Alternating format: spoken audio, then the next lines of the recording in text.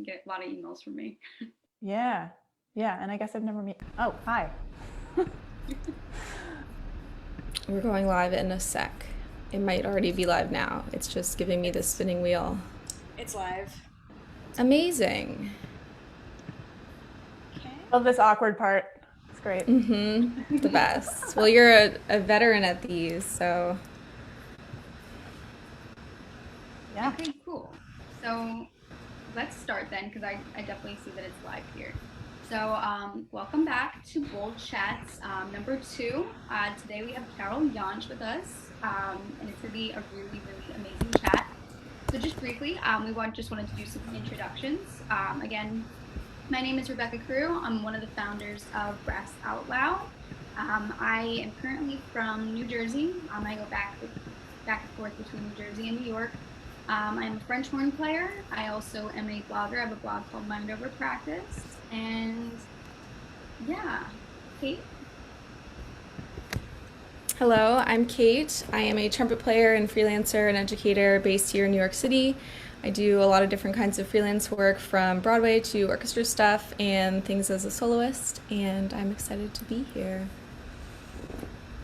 Hi y'all, my name is Melissa and I'm a trumpet performer and educator, currently a student at the Colburn School and currently located in Austin, Texas. Super excited to be here for our Bold Chats number 2. Today we have an awesome guest, Miss Carol Jantsch, principal tubist of the Philadelphia Orchestra, educator, arranger, composer, all-around awesome person. We're super excited to have her here today. She's on faculty with us here at Brass Out Loud, our workshop that will be taking place January 8th through 10th. And yeah, thank you for being here today, Carol. Let's dive right in. Yeah. Thanks for having me. Rebecca, you want to kick it off? Sure. So Carol, I guess we just wanted to start with some general questions. So for people who don't know who you are, would you mind just telling us who you are, what you do, and where you're from? Sure. Yeah. So I'm principal tuba of the Philadelphia Orchestra, as Melissa said. I've had that position since 2006, and I actually won it while I was still a senior in my undergrad degree at Michigan. So I went back and finished my degree before I came back to start for real.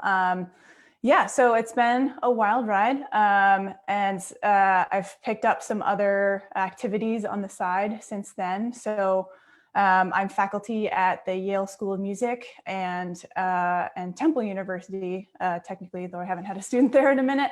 And yeah, I'm the band leader for my cover band Tubular, and I founded and run a nonprofit called Tubas for Good. So like lots of different activities. Amazing. So getting into like some information about you and kind of just like your career and going through your general life through music, what was it like growing up and being a woman tubist in this field? Sure. Yeah. And I will answer this question, but first I want to say, I hope that in the relatively near future, we won't have to be asking this question anymore, because people will be like, why does that matter? Because it doesn't. So yeah, part of the reason I chose euphonium when I was 9, it was because I wanted to be different. I kind of wanted my own thing. So then kind of being the minority as a kid was like fit in with that line of reasoning. So it never really bothered me. And no one ever kind of told me I couldn't do what I was doing. So I didn't really think about it. And, you know, I was lucky to have communities along the way that were pretty supportive. I was never alone being the female in the low brass studio at Interlochen. There are always 2 or 3 women. In the tuba euphonium studio at University of Michigan, there were always 2 or 3 women. So I was never quite alone, and you know, the people around me were just friendly and supportive. So honestly, I never thought about it that much, and really it wasn't until I won my job that I even like worried about it at all. One event that kind of heralded that change was right after I won the audition in 2006, someone posted a comment on a popular tuba message board site that said, "Oh, she just got that as a PR stunt."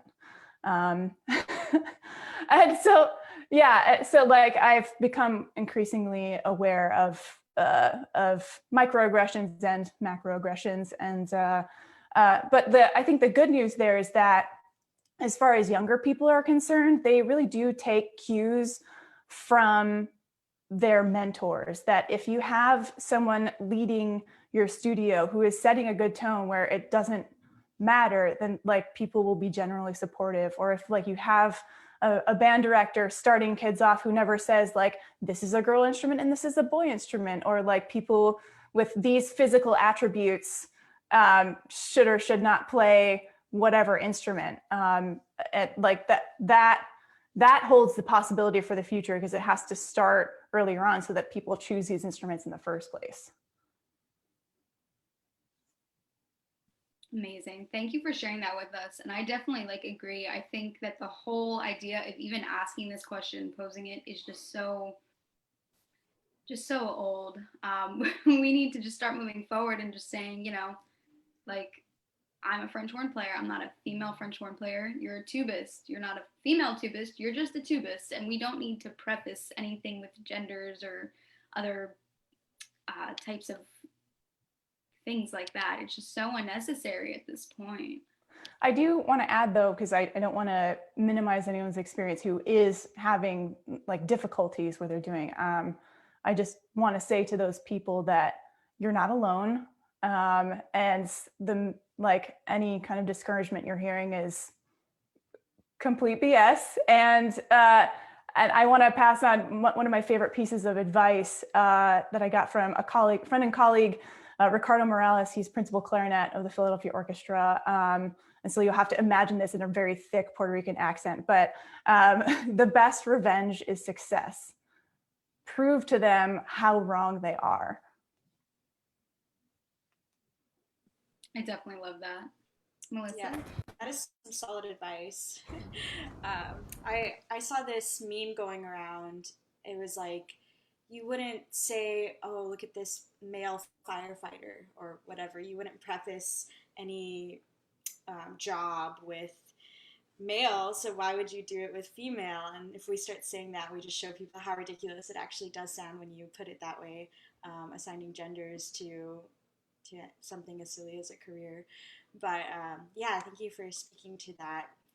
Now I wanted to move on to talking about your job at the Philly Orchestra and how, and I'm curious to know how the audition process went and how your experience thus far has been.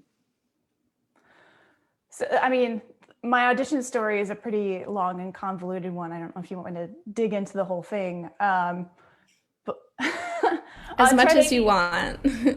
I'll tell a condensed version of it because, yeah, I've told it before. But yeah, so when I initially applied to the Philadelphia Orchestra, I was used to getting resumes rejected because I had applied to a lot of orchestras and orchestra auditions and had them rejected just because that's part of the process, right? Is that you can't necessarily hear everybody live who applies. So there were like 200 applications to my job. So they were never going to be able to hear that many tuba players live. Plus you want to save people like the time and money traveling with 2 tubas across the country potentially.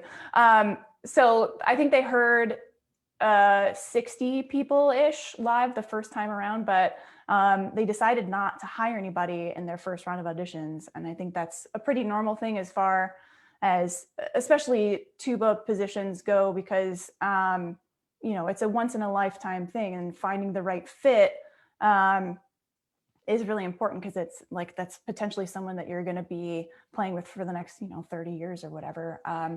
So, and it's been 30 years since you last hired somebody, so you don't know what you're looking for necessarily. So they held a second round of auditions where they invited only people that they hadn't heard in the first round. And this is where my weird backdoor to the audition comes in. So I want to start with the fact that I really wanted to go to Tanglewood in the summer of 2005. But I found out early that I did not get in. And so I was disappointed, but then I was like looking for alternatives and found this brass camp in Maine called Bar Harbor Brass Week. So I like threw a last minute tape together to that.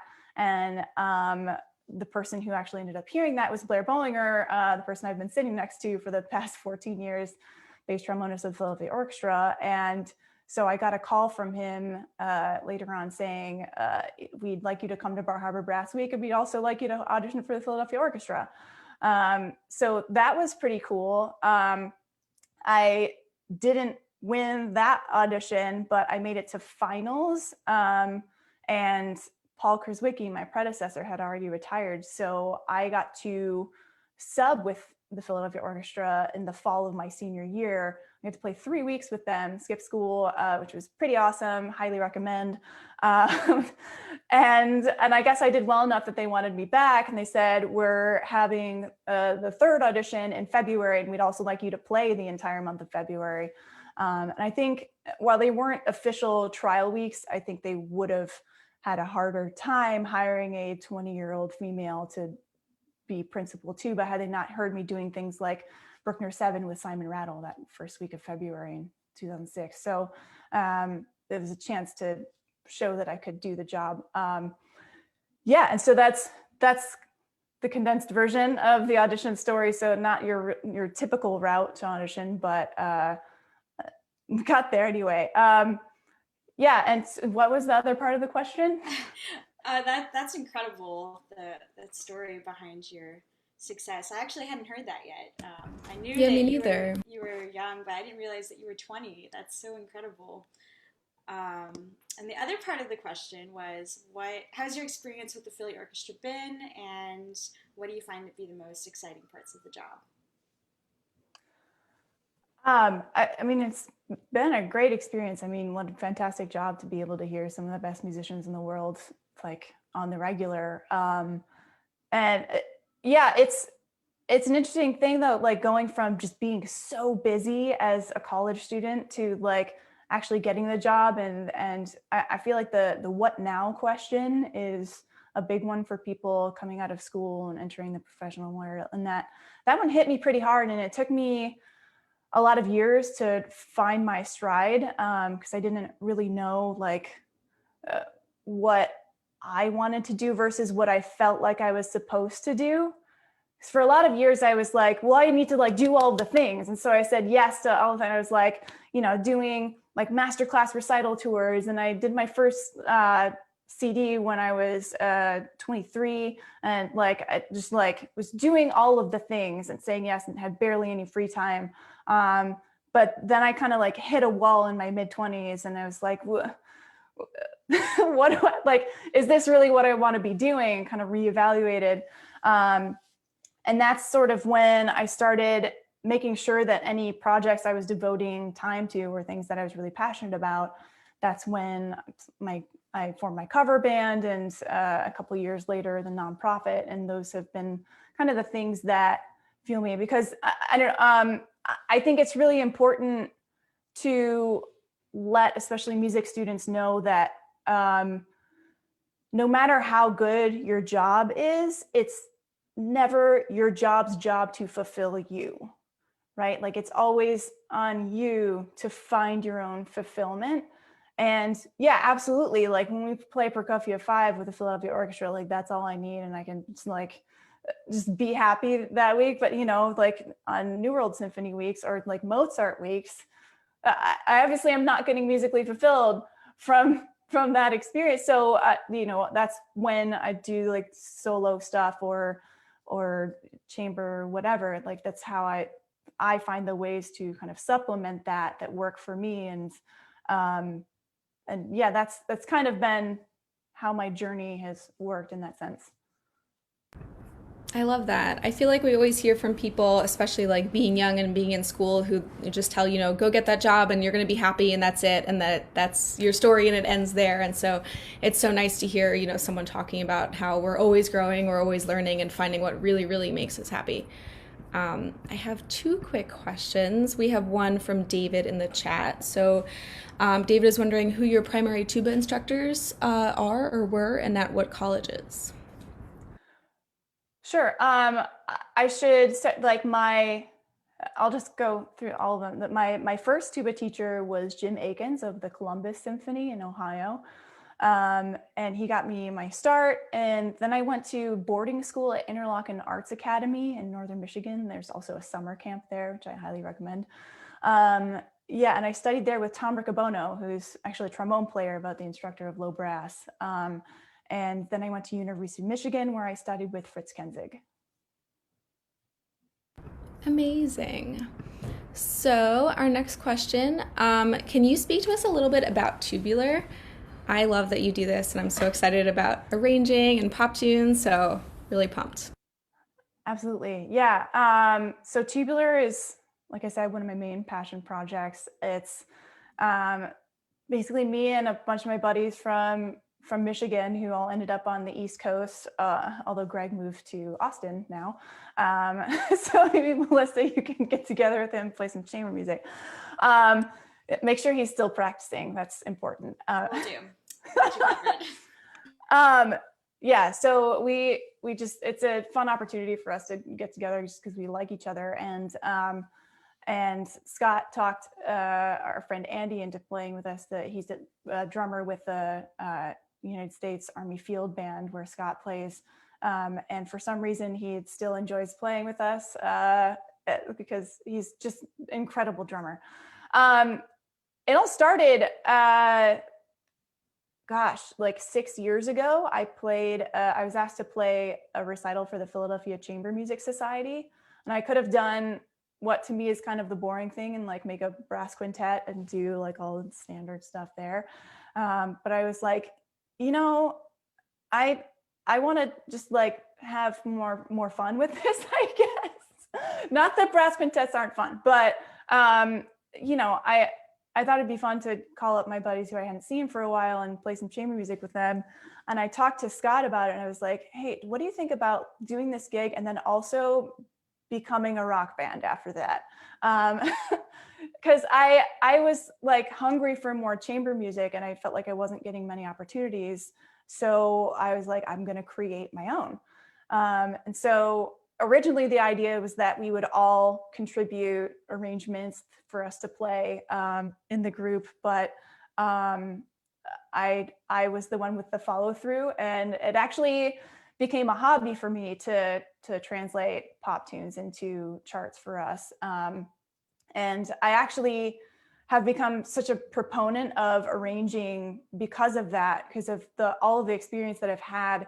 I feel like it's made me a better musician to take these settings and ask myself, like, what does it take to make Daft Punk work on tubas, right? Like, what is the essence here that I need to translate? And like, how do I, make this work here? And I think asking yourself those bigger picture questions about like, what is the essence of this style or this piece, or what are the important parts? Like, if you're going to do Living on a Prayer, you got to have that key change in there, right? Like, it's like, if you can't cut before that, and for me, it's a really fun way. So we play gigs in bars when things are normal.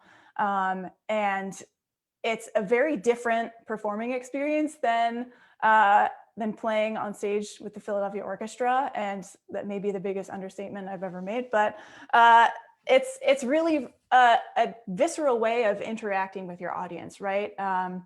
In the orchestra, it's very much like we are appreciating high art from far away and being very polite about it. But at the bar, it's just like everybody's drinking, dancing along, singing along, and just having a really good time. And there happens to be actually really good tuba playing along with it. So I feel like it's kind of a very gentle way of like reaching people at their level and convincing them that like, tubas and euphoniums can do a whole lot of things. So really broadening people's perspective of what the instrument's capabilities are, and through just a vehicle that's pure fun. So that's why it's a passion project of mine. That is so cool. And I also love the name, Tubular. Yeah. I need to mention, I can't believe I almost forgot. This Sunday, I'm going to be launching, well, I guess kind of 3 albums at once, because my old album from 2009 is going to have its first digital release, because I just got around to that, as I am releasing 2 albums that I recorded back in January. One solo album called Powerhouse, and a tubular album called There's No Going Back. The title is taken from the Katy Perry song Dark Horse, which is on the CD. Yeah, and so it's all going to be available on like all of the places that CD Baby distributes to, so like Spotify, iTunes, et cetera. But I am also launching a store component to my website / nonprofit, where you can buy my recordings for digital download and some of my arrangements, starting with stuff in the public domain. So sorry, no tubular arrangements. But my arrangements for various tube ensembles will be available for purchase, and all of the proceeds go to Tubas for Good, my nonprofit. So if you'd like to purchase any of the albums for digital download, I highly encourage you to go to store.caroljantsch.com on Sunday or later, because it doesn't exist yet, but and then buy it there, because then the money will go to help provide young students in Philadelphia with instruments to play. That is so incredible. That's awesome. 3 albums. Been really busy getting those done. And your website looks awesome, by the way. I saw that it had been revamped. Really. Thanks. Yeah, it was in dire need of a revamp, and Stephen Hopman really came to the rescue there. That's awesome. I feel like now that we have all this time, we're all trying to update our game on websites and social media and stuff like that. But I think this is a great segue to get into talking about Tubas for Good, how it got started. Is it a nonprofit, Tubas for Good? Yeah, it's a nonprofit. Oh, great. We would all love to hear about what it is and what y'all are doing. Yeah, so the initial conversation that became the seed for this idea was with a trumpet player friend of mine who teaches in the Philadelphia schools. And I was just trying to make conversation with him because I knew he taught all the brass. And I was like, do you have any good tuba students this year? And he's like, looked at me like, gave me a stank face, and said, are you kidding me? I don't have any tubas. How am I supposed to have any tuba students? And I was like, what? How can you have a brass program and not have any tubas? That's a travesty. That's unacceptable. And it really stuck with me, because I had no awareness of the severe lack of music education in my city, because I just didn't have the exposure to it. So a few years later, I got some inheritance money from my grandparents. And since I had the good fortune of landing this great job at such a young age, like I didn't need the money for myself, and I wanted to put it to a good cause. So that became the seed money for the nonprofit. And I bought like the first batch of horns with that money. And basically, Tubas for Good is an instrument library right now. We're starting small. We started officially in 2018 with just 4 instruments, but we bought really nice Yamaha instruments so that the kids would have brand new, shiny, really well playing horns, so that because if you have a nice instrument, you're encouraged to play more, because it's easy to play and you sound better, and like that sort of fuels like this positive cycle.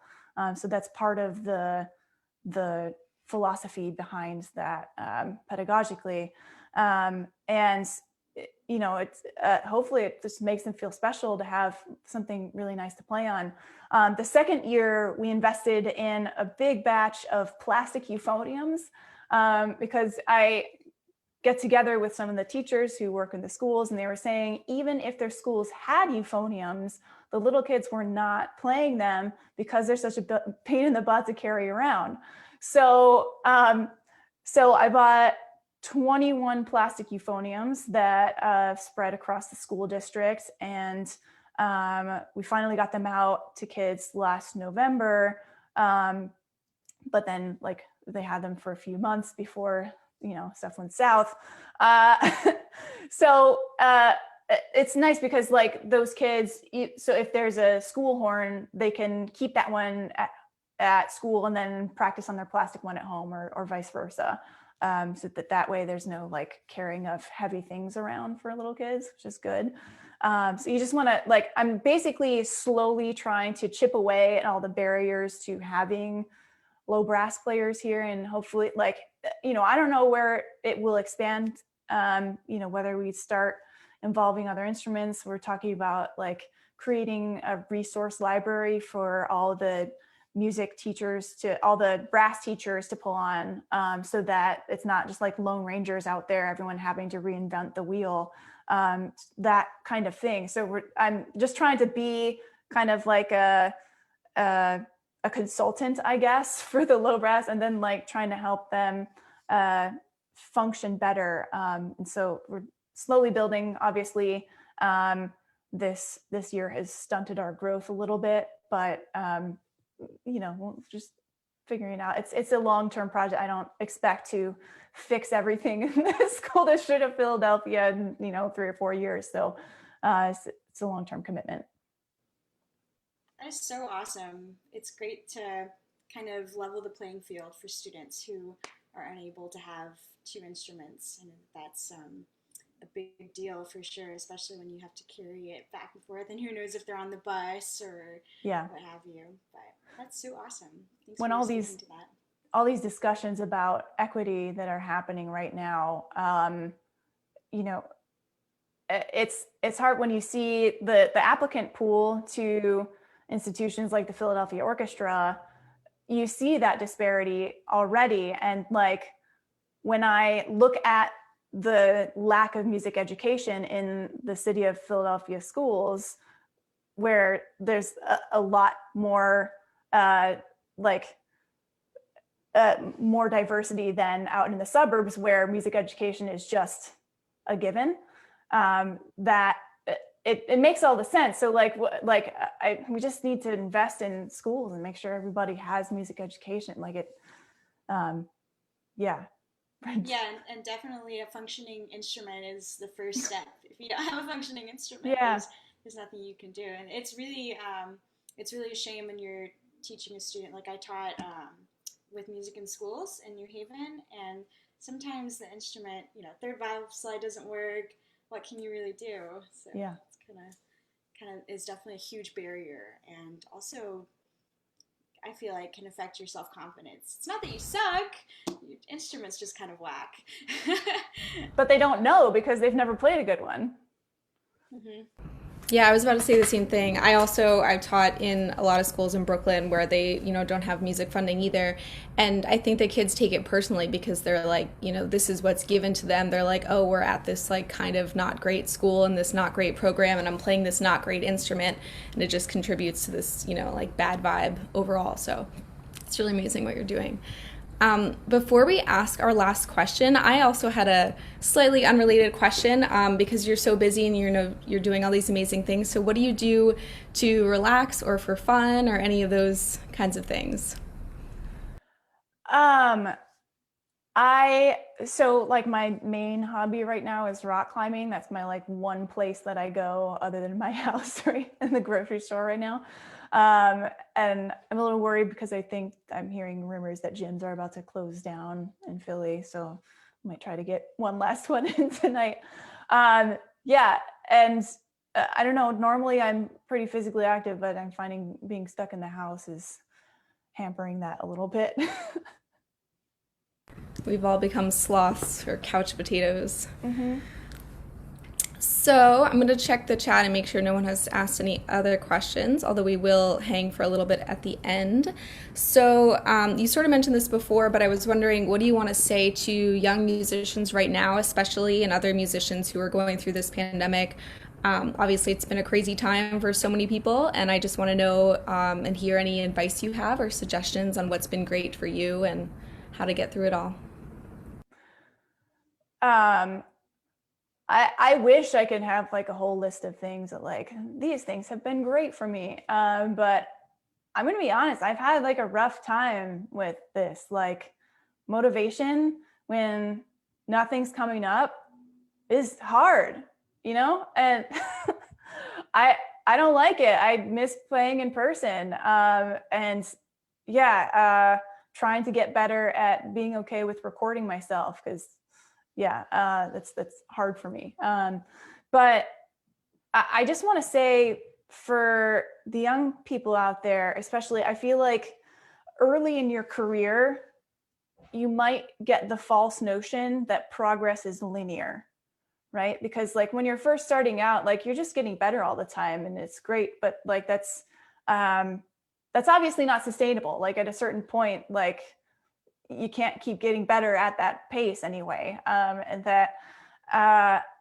I just want it to be really clear to everybody that like everything is cyclical, right? That like, you know, we'll come out of this pandemic eventually. So that's like that will happen. But in terms of your own motivation, your own play, it's okay to have some slumps, you know? Like it's okay if you like have a bad week and just really don't feel like practicing. I think this is actually good training for the kind of long-term thinking that you're going to have to shift to once you're out of school, because when you leave school, you become your own teacher. Everything is self-propelled. Like you have to be the one deciding when to practice, what to practice, how much and how, like all of these things. And it takes a lot of energy to do that, right? And like that, and when you're stuck in a pandemic and stuck inside and like maybe not necessarily favorable circumstances, that's a lot to ask. That's a tall order. So like it's totally okay to take some time off sometimes. And then hopefully like you find something that brings you back into it that you're excited about, that you can then like take the energy that you had from that rest. I'm a proponent of taking time off for mental health as well as physical health. That like if you're beating your chops to a pulp on the regular, like it is healthy for those muscles to repair fully at some point. But also like, you know, if you're working yourself to the bone all the time and you never take a break, are you really like practicing as efficiently as you could anymore? Are you really like sounding your best? Are you really thinking as clearly as you could if you would stop and take a minute and step back and look at what you're doing? I always feel like after I take some time off, I come back to things with a fresher perspective. So I just want to say there are advantages to that.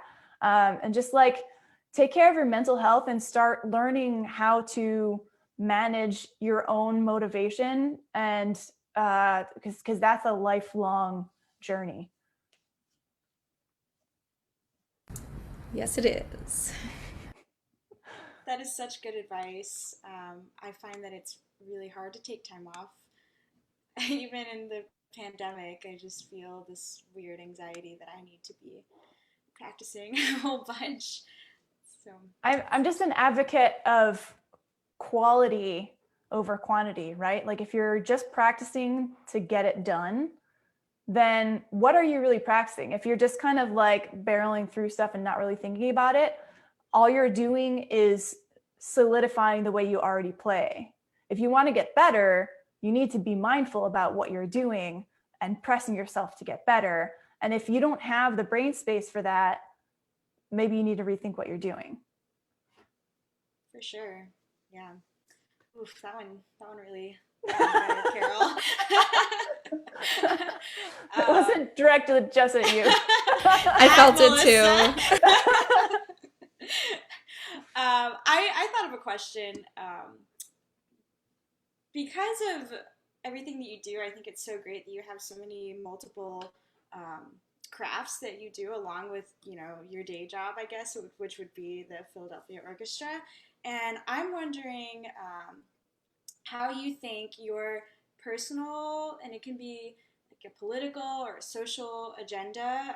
For me, I'm a feminist, so I really am trying to figure out how I can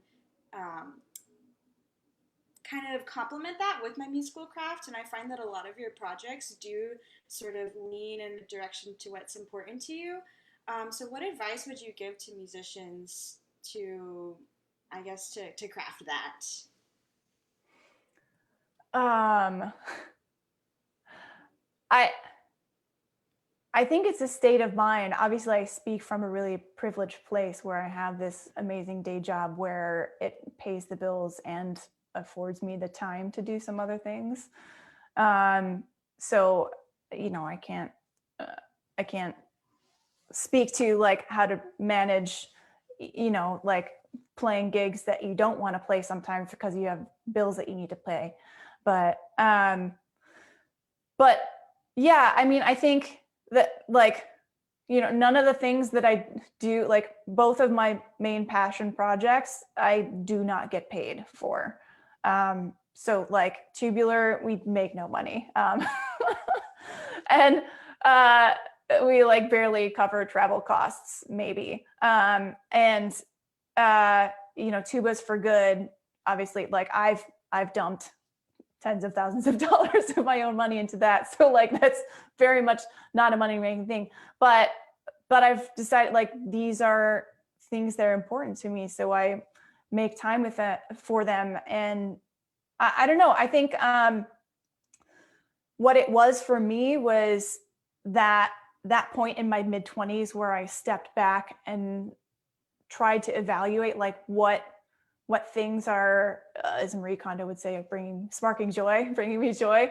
Like what of what I'm doing like makes me feel really good. Because I was doing a lot of solo playing before that, and I still love solo playing. But at the end of the day, it's kind of lonely because you're like traveling by yourself and not necessarily having a lot of time to connect with people. And I guess that I love people and I wanted to in my own community, like traveling all places, which is but I wanted to like have my friends around when I play music. So like playing with Tubular or my internet connection is unstable. Can you hear me okay? I can hear you okay now. Good. Yeah. So like I wanted friends around. So I wanted to play with my friends and like do this creative thing. And or I wanted to like invest in my community and pay all of the like wonderful opportunities that I've been afforded forward. And I found that those hit me in a different way than just playing a solo gig. I still like doing that, but it's deeper for me, I guess. And that's going to be, I think, I don't think you can do anything but learn that kind of thing over time. But I guess you just have to be asking yourself the questions like what feels the best to me and just do more of that. I kind of like really, how would I phrase it? This is like this, I guess, kind of plays into exactly how I've been feeling about like my personal life and the things that I'm doing, outside of just practicing and playing my instrument. Like for me, like now, Brass Out Loud has been like a true blessing, I think, for, all three of us. But in addition to that, like I have like a blog that I do that talks about like musicians' health and like things like how to motivate yourself in like tough times. And, like you were saying before, like really stressing the importance that breaks are okay. Like whether it's for like any sort of mental or physical reason, like take the time off to just, reevaluate, reassess. And when you feel better, like when you feel better in your better state of mind, like, go back and, get the work done.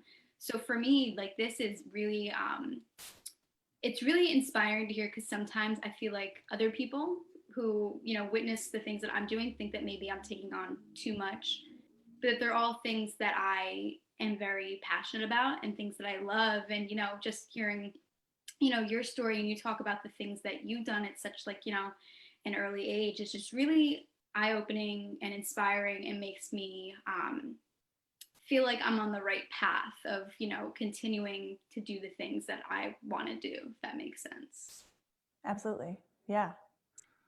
Yeah. If you find what makes you feel good, yeah, absolutely. Keep going for it. I want to mention one more project that has been really fulfilling for me in recent months. I started an interview series that I do on Facebook Live, similar to this, called the Rising Star Series, where I feature young brass musicians from traditionally underrepresented demographics and try to increase the visibility of these players so that, you know, younger players who are just starting out can see that, like, oh, people that look like me are playing these instruments and doing really cool things. And that happens Wednesdays at 5 Eastern. I actually have Melissa here coming up. What is that, next week? I believe so. Yeah, so we'll get a nice like, what is that, cross plug happening. But yeah, it's been really, like, I actually devote a lot of time to that, that I spend hours researching people before I even decide who to ask. And then I spend hours researching each person to make sure that the conversation is interesting. And we do a pre-interview every time. So I make sure I'm really, like, featuring each guest how they want to be featured. Because I feel like the way that you do this is important, right? That I'm not just like, here are some token people who look like this playing this instrument. It's not about that. It's like, these are people that I respect artistically, who I think are doing amazing things. And I just want the world to know more about them. And I think having this library of amazing young artists as a resource for people to look at and listen to their stories and see all their projects. We do tons of links for every episode. And it's a way for them to get their material out there. And I've just been so inspired meeting all of these people and hearing the way they operate within the music industry, the way they feel about the world. I feel all this, like, energy, especially talking to you three today too, is like, it's so amazing to see the younger generation just, like, having all of this energy that they are, like, directing towards, like, making the world a better place. And, like, you guys are doing it, and I'm, like, so proud of you and, like, excited to be, you know, the older person. Like, it's just, like, seeing all this happening. So yeah, that's one thing that, like, has been taking some of my time during COVID, but I feel really passionately about it, so I keep doing it. That's awesome.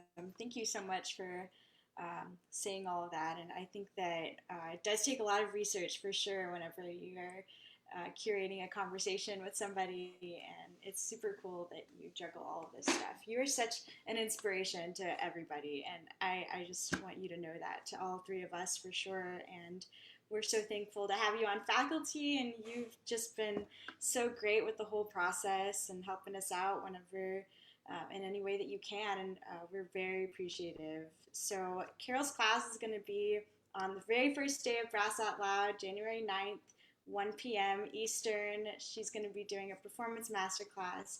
Y'all do not want to miss it. It's going to be incredible.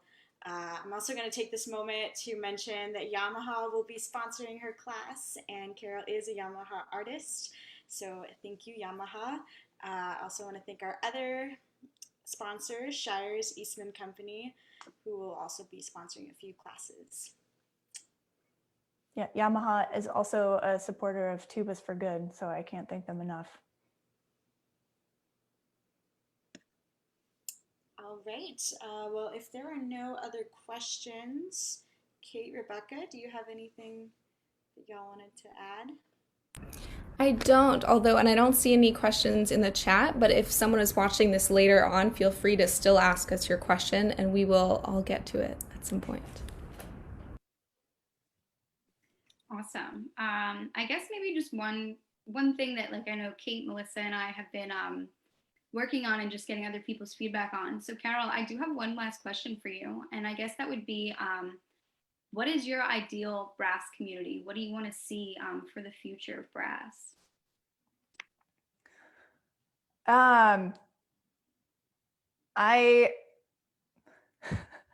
That's a hard thing to put into words.